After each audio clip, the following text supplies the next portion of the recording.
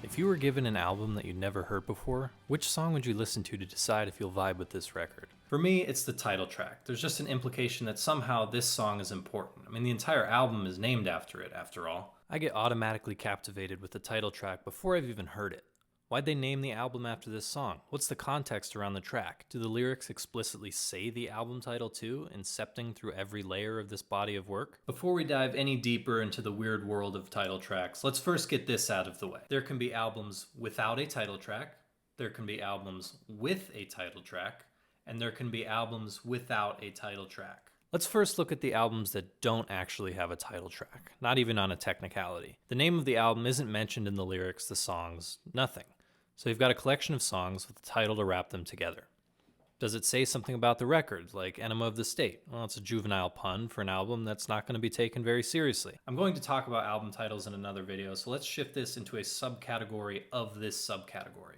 Albums that don't technically have a title track, but they kind of do. Here's what I mean. The album Tequila Sunrise by Super American. There's not a song on here called Tequila Sunrise, and there's not even a mention of this phrase in the lyrics. But the song exists, even if it never left the cutting room floor. It's like Super American is holding on to some important secret. Why didn't you include it, but still felt the need to name the record after it? I need answers, man. But these songs don't always stay buried forever. Sometimes they're released out of nowhere or in deluxe editions, like the song Oh Common Life from the album of the same name. That's a beautiful song, and I'm curious as to why it was left off. But when I try and think of where the heck I would put this song, I can't decide where it would fit. It starts slow but ends with an epic climax, so it kind of feels like a closer. But that'd be a strange note to end the album on. It's a drab and dour song that sounds drab and dour. So instead they decided to end it with The Hotbed of Life, which is also a drab and dour song, but at least it sounds fun and cheerful. Obviously, cutting out a title track can be for the good of the record. Having the spotlight on one particular song can be detrimental to the rest of the album, so you just cut it. There's a saying that applies to this process called killing your darlings.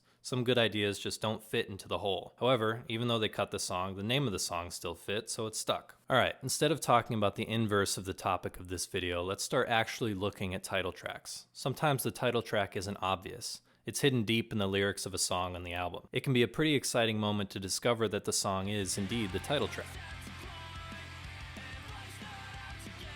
It's a great line in a great song, a line that does seem to encapsulate the message of this fun and triumphant pop-punk album. They could have named the song Life's Not Out to Get You, but that wouldn't really fit.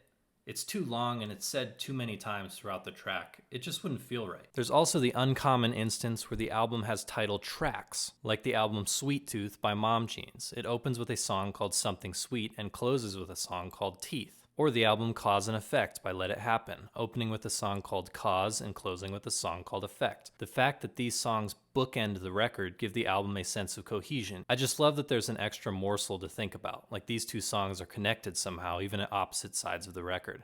Finding those connections is very satisfying. And now that we've covered everything that isn't technically a title track, we're in the world of full-fledged, no questions asked title tracks. When I'm first looking at a track list, that's what I'm drawn to. I almost want to listen to it first because I always think that it's going to be like reading the back of a book cover or the manual of a video game. Book and movie summaries are trying to sell you on a story, but music is a little more abstract.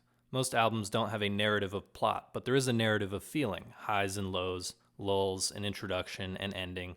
All of these things do exist in an album, but when I hear a title track, it's like the one point of an album where I can pretend that there actually is a narrative plot. In this song, this is where the story comes together. Imagined or not, the title track for me always feels like an aha moment, like this is what the band was going for on this album. It's the hypothesis of this record. Sometimes it quite literally is. The most obvious examples are albums that do follow a narrative, like The Black Parade by My Chemical Romance or American Idiot by Green Day. The title tracks are the thesis. They summarize what the album is, both in the way it feels to listen to and in the lyrical meanings. This is what the album is going to be like. Get ready.